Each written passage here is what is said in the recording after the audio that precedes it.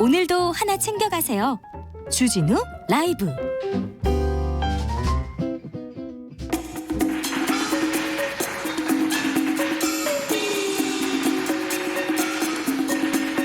대한민국 검사는 공익의 대표자로서 정의와 인권을 바로 세우고 범죄로부터 내 이웃과 공동체를 지키라는 막중한 사명을 부여받았다. 용기 있는 검사, 따뜻한 검사, 공평한 검사, 그리고 바른 검사가 되자. 검사들이여 초심을 찾자. 초지일검. 엄청 거창하죠. 주진우 라이브가 검찰 개혁을 위해서 작은 돌 하나, 벽돌 2장 놓겠습니다. 그래서 작은 변화를 큰 개혁으로 만들어 보려고 우리가 검찰 개혁을 추동하는 그런 두 엔진을 달고자 합니다. 여의지검 개혁부 김경진 전 의원, 안녕하세요. 안녕하세요, 김경진입니다. 김남국 더불어민주당 의원, 어서 오세요. 네, 안녕하세요. 안산 단원을 김남국입니다. 알았어. 네. 지난주까지 불꽃 토론이었는데 저희가 검찰 그리고 검찰 사법개혁 이런 분야에 대해서 조금 더 자세하게 이렇게 들여다보려고 이렇게 새 코너를 만들었습니다. 초지일검. 당분간 검찰 개혁을 위해서 할 일이 많습니다. 지금 저희 그 패널들이 한 명씩 두 명씩 공직으로 막 나가고 있습니다. 윗자리로 막 나가고 있습니다. 김경진 전 의원님, 네. 가시면 안 됩니다. 당분간 우리가 방송을 해야 됩니다. 할 일도 없어요. 네, 김남국. 그렇습니다. 네, 자주 찾아오겠습니다. 알겠습니다. 네. 자, 검언 유착 진실 공방. 네, 뜨거운데 강요 미수죄로 이동재 전 기자가 구속됐어요? 네, 자, 가볼까요? 김경진. 네. 구속됐죠. 네.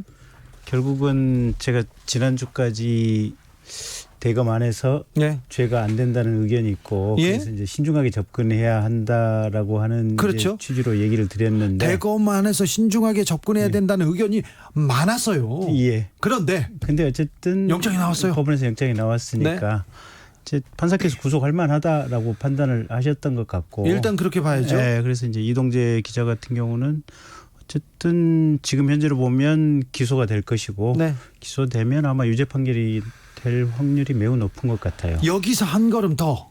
그러면 한동훈 검사장은 어떻게 될까요? 이거 검사와 기자에서 한 다리를 건너서 검사한테 가야 되는데. 그게 어제 오늘 이제 그 녹취록 전문이라고 해가지고 네. 이동재 기자 변호인을 통해서 이제 전문을 깠잖아요. 네. 그게 그 전문이 딱 그 정도 범위다. 네. 라면 제가 보기에는 한동훈 검사장 공범으로 볼 수는 없는 것 같아요. 김남국. 네, 우선은 그 채널A 기자에 대해서 영장이 발부가 되었는데요. 네. 이 구속영장 발부, 사실 혐의 사실 자체가 강요 또는 강요 미수인데요. 네. 이걸로 영장이 발부되는 경우는 사실 거의 없습니다. 거의 없죠. 근데 이게 위협이고 네. 협박이라고 김남국 의원께서 계속 강조했죠. 네, 그래서 이게 그냥 아마 법원에서는 단순하게 강요나 강요 미수라고 보진 않은 것 같습니다. 예? 강요나 이제 강요 미수가 이 영장이 발부가 되려면 대개는 엄청 수도 없이 여러 번 해약을 고지하고 심각할 정도의 이른 정도에는 영장이 발부되는 경우가 이례적이지만 있었거든요. 그렇죠. 근데 이것도 이례적으로 발부가 되었다라고 하는 것은 아마 법원에서는 이게 단순하게 강요 미수의 범죄만 있는 것이 아니라 네. 그것을 더 넘어서서 검찰 고위직과의 어떤 공범 관계가 있는 것 아니냐. 라는 정도의 의심을 한 것 같습니다. 그래서 네. 녹취록이 나왔습니다. 그것도 이동재 기자 측에서 녹취록을 내놨어요. 네, 물론 이제 지금 수준에서 예. 지금 이동재 기자가 공개한 그 녹취록만을 봤을 때 과연 공범관계가 성립되느냐 여부는 좀 저도 불분명하다라고 보이고요. 그래 보여요. 네, 다만 그럼에도 불구하고 결국에 이 문제는 검언 유착, 표적 수사를 하고 언론과 검찰이 유착되어 가지고 무엇인가 사건을 만들어내려고 한 것 아니냐라고 하는 어떻게 보면 검찰 수사의 공정성과 매우 연관되어 있는 그런 문제이기 때문에 이 부분에 대해서는 지금 나온 녹취록이 전부다라고 생각하고 수사를 거기서 딱 그칠 것이 아니라 정말 의혹이 있는지 없는지 정말 공범관계가 있는지 없는지 보다 좀 철저한 수사를 통해서 의혹을 해소하는 게 오히려 필요하다고 보입니다. 이 문제는 검찰의 명예하고도 관련이 있습니다. 전 검사 출신 김경진. 얼른 이어가세요. 보고 있어. 아니 그래서 그 녹취록을 쭉 봤더니 네. 여성태 가지고는 한동훈 검사장 뭐 공범이라고 단정하기는 어려워서 네. 저도 어쨌든, 공감합니다. 예, 그래서 기사를 쭉 이렇게 저렇게 봤더니 봤죠? 마침 미디어 오늘에서 나온 기사가 재밌는 게 하나가 있더만요. 네. 근데 미디어 오늘에서 소개를 한 것 중에 이제 각 언론들의 기사를 서로 비교해서 이제 분석한 게 하나 있는데 네. 거기서 조선일보하고 한겨레 기사하고 두 개를 이제 이렇게 수평적으로 이 비교를 하면서 네. 한겨레에 나온 기사 중에 이제 이런 게 있답니다. 네. 그러니까 그때 현장에 동행했던 채널A의 이동재 기자 말고 또 다른 기자 있지 않습니까? 백모 기자가 있죠? 예. 그 기자의 휴대폰 안에 네. 그러니까 녹음 파일의 원본이 있고 예. 그게 그대로 검찰에 압수가 돼 있다. 예. 그래서 그 내용은 아마 요 지금 이 녹취록 말고. 녹취록하고 조금 다를 수도 있겠다라고 하는 그런 뉘앙스가 좀 실려 있는 것 같아요. 네. 그래서 그 부분을 좀 명확히 보면 아마 좀 판단이 가능하지 않을까 싶긴 해요, 보면. 네, 수사팀에서도 비슷한 취지의 이야기를 했는데요. 지금 이동재 기자의 변호인 측에서 공개를 한 녹취록 전문이 전부가 아닐 수도 있다. 전부가 아니다라는 취지로. 전문을 공개한다고 그러고 전문을 공개하지 않았어요, 지금 사실은. 전부가 아니다라는 그 취지의 성명을 내놨기 때문에 네. 수사팀에서 가지고 있는 자료를 좀 살펴볼 필요가 있다고 생각이 들고요.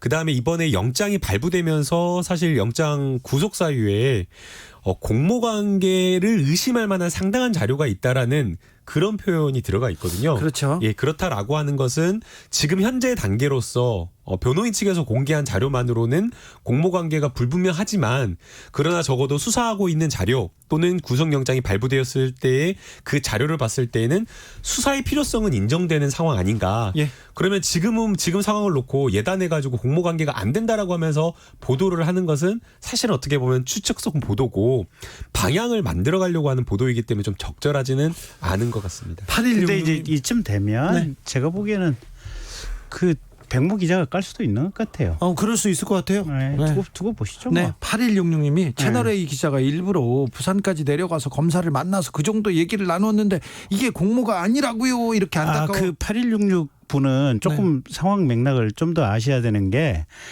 그때 기자가 일부러 지금 부산까지 간 건 아니고 당일날이 검찰총장이 네, 부산에. 부산고검 부산지검을 방문하러 갔던 길이었고 그때에 많은 기자들이 따라갔는데 그때 수행 취재단 중에 이 채널A의 이동재 기자하고 그다음에 또 다른 기자가 같이 따라가서 예. 그 김에 당시 그 부산고검 차장으로 좌천되어 있던 이 한동훈 검사장을 만나러 가서 인사를 한 거예요, 보면. 그리고 지금 네. 나온 대화는 예. 공모라고 보기는 좀 어려워요. 아까 김남국 의원도 얘기하셨는데 그러니까 좀 상황을 좀 지켜보시고 사실관계가 확인되면 그때 얘기하셔도 늦지 않습니다. 네, 맞습니다. 조금 더 신중할 필요는 있고요. 네. 다만 이제 보도가 되는 내용 중에 이런 내용도 있습니다. 사실 그 피해자, 협박의 피해자라고 하는 사람은 수감되어 있었기 때문에 그 대리인이라고 하는 지모 씨가 이 기자를 만났던 거였잖아요. 네. 근데 이 지모 씨 같은 경우에는 과연 이 기자가 정말 검찰과 유착 관계에 있는지 정말 이 기자의 뒷배로 검찰이 있는지 여부가 굉장히 중요했기 때문에 이 점을 여러 차례 확인을 했다라고 이야기를 하고 있고요.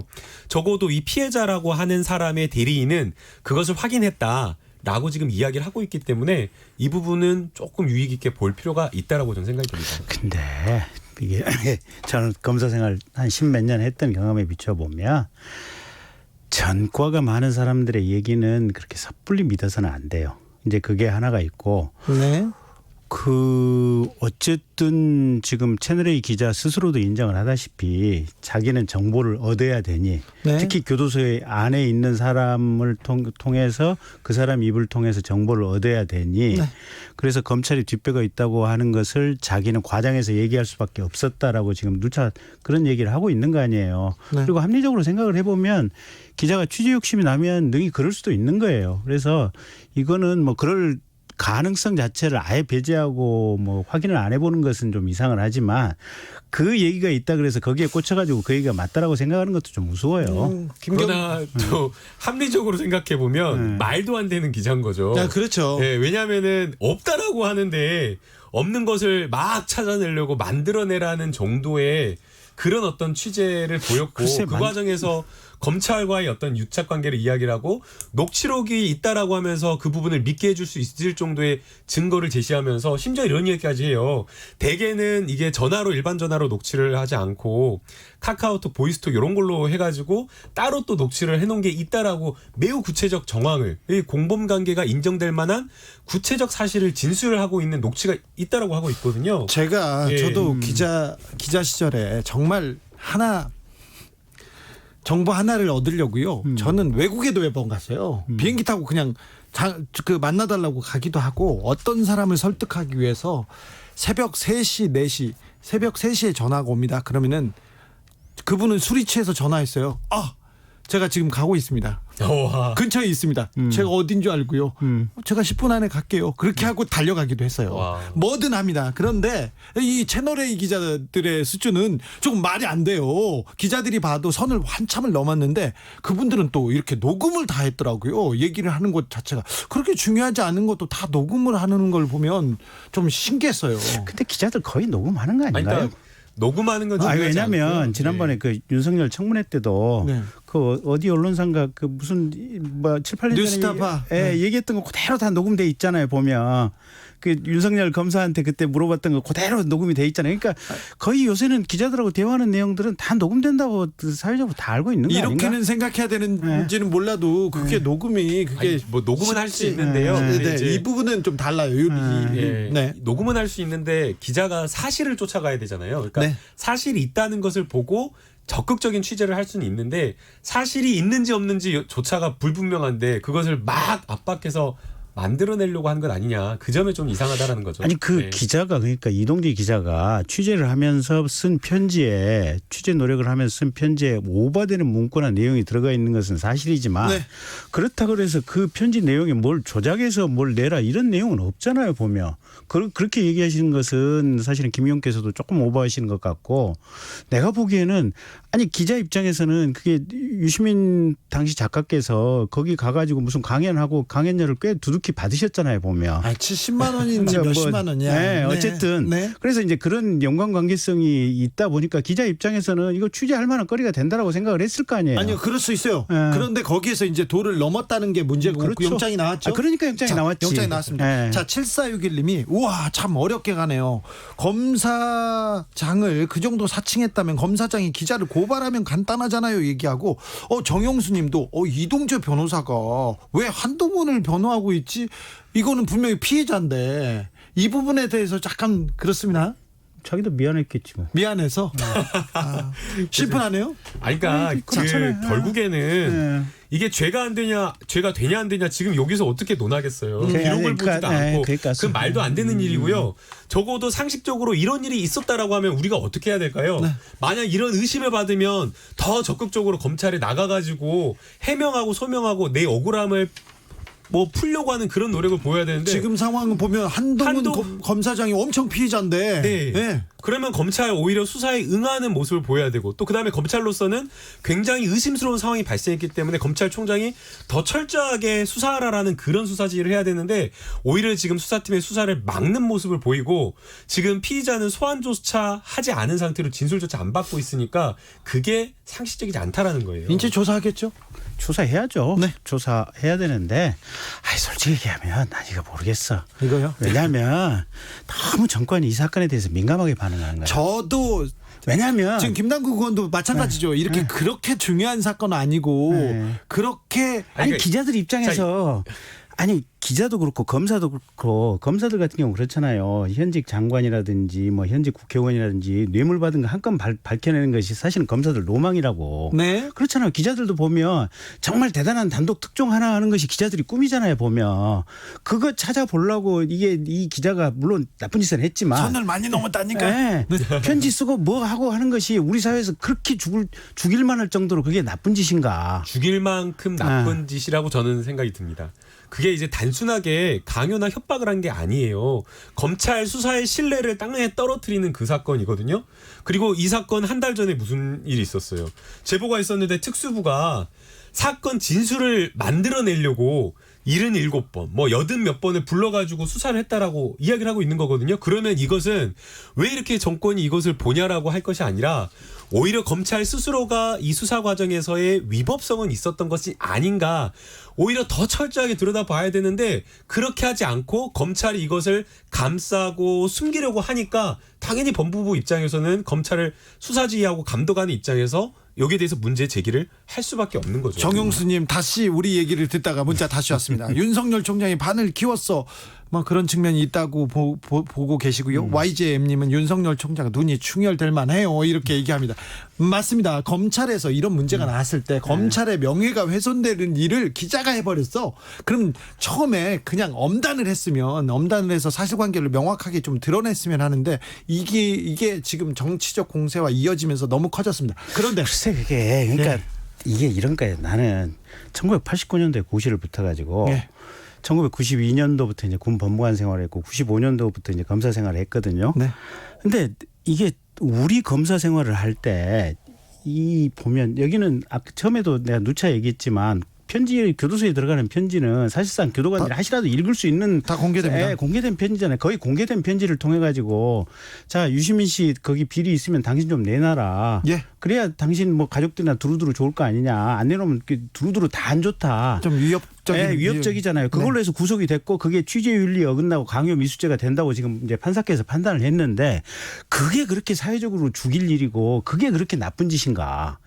엄청 나쁜 짓이죠. 그러니까 우리 세대 내가 1995년도에 검사를 했던 사람의 시각으로 비춰보면 검사나 기자들이 뭔가 사회적으로 문제가 있어 보이는 지점에 대해서 팔려고 노력을 했고 이런 것들이 절차적으로 지금 문제가 있기 때문에 단죄는 받는 거지만 그게 그렇게 진짜 그러니까 김남국 변호사하고 세대 차이도 있고 시각 차이도 분명히 있는 것 같아요. 아이고 저는 그렇게 생각하면 안 된다라고 생각이 들어요. 그거는 건전한 상식에 반하는 전 주장이라고 생각이 들고요. 아이고 나왔다. 아이고. 기자가 세상에 막 협박이라고 하는 아주 무리한 수단을 사용을 해서 억지로 표적 수사하듯이 무엇인가 얻어내려고 했다라는 그 의혹을 받고 있고 그리고 그 과정에 검찰과 언론이 유착했다라는 그 의혹이 지금 제기되고 있는 상황에서 이게 과연 그렇게까지 비난할 만한 일이냐라고 이야기를 하면 좀 너무나 좀 검사 모르겠어요. 출신 국회의원이라고 하기에는 진짜 이건 상식적이지 않은 주장 같습니다. 제가 구시대 인물이 되었는지도 모르겠지만 좀 얼마 나이 그렇게 많지 않는데 뭐 갑자기 어쨌든 구시대 인물이 되고 아니 그러니까 가령 깡패가 밀실에서 조용히 옆에다 칼을 대고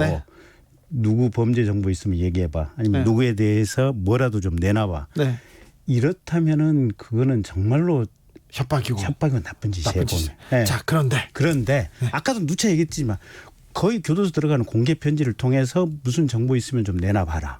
그거 쫓아갔다. 검사를 그다음에 검사장을 만나서 나 이런 방식으로 수사를 해보려고 하는데 너 생각은 어떠냐? 너 생각은 어떠냐가 아니라 지금 이거는 너무 답답한데요. 취재 동기부터가 맞지가 않잖아요. 불순하잖아요.